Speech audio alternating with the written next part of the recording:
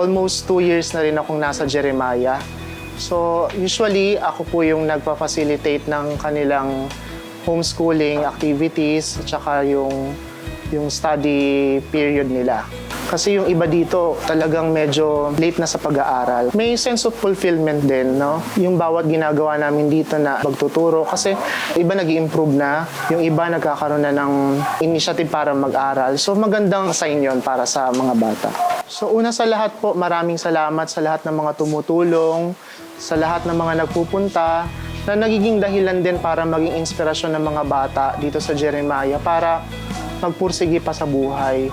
Kasi yung malaking bagay yung may nagpupunta dito, may nagdo-donate. So sa lahat po ng mga tumutulong, maraming salamat po at thank you for the love.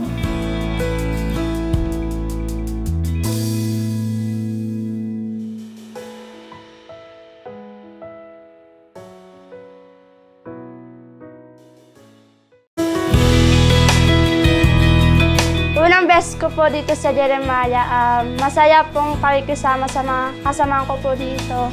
And minsan po may outreach po na masaya na may taong tumutulong sa amin at saka may donor. Yung tulong po ng Jeremiah po sa amin, yung naging healing po tsaka recovering sa aming sarili po.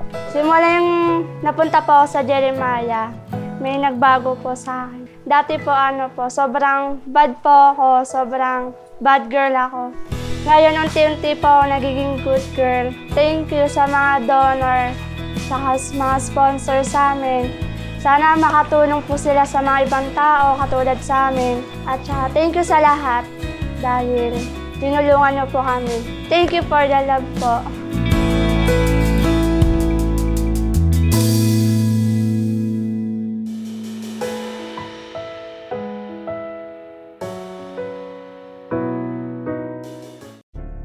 Hello everybody!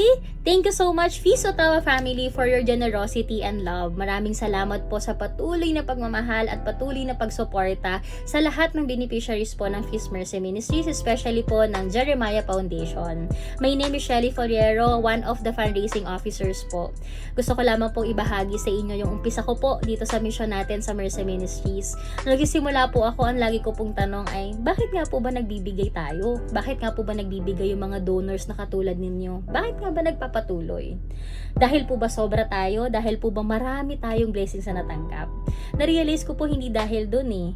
Nagbibigay po tayo, nagpapatuloy tayo magmahal kasi ganun tayo kinreate ni Lord. Mapagbigay, mapagmahal. Ganun yung identity natin. And nagpapasalamat po ako kasi ganun talaga po yung pinapakita nyong identity sa aming lahat dito sa Pilipinas. You are so generous and you are so loving. Kaya po nagpapatuloy yung mission natin sa Mercy Ministries. Right now po, gusto ko po ulit magpasalamat sa inyo dahil hindi kayo nagsawa. Taon-taon po kayo sumusuporta sa lahat ng misyon, sa lahat ng proyekto po ng Mercy Ministries. So, on behalf po ng aming organisasyon, on behalf po ng Light of Jesus Family, ng Shepherd's Voice Radio and Television Foundation, kami po ay nagpapasalamat sa inyo ng buong puso. Again, thank you so much po at nawa po dumating yung panahon na magkasama-sama po tayo dito sa Pilipinas at dalawin po natin ang lahat ng shelters dito. Excited na po ako mangyari yon. Again and again, maraming salamat po. God bless po.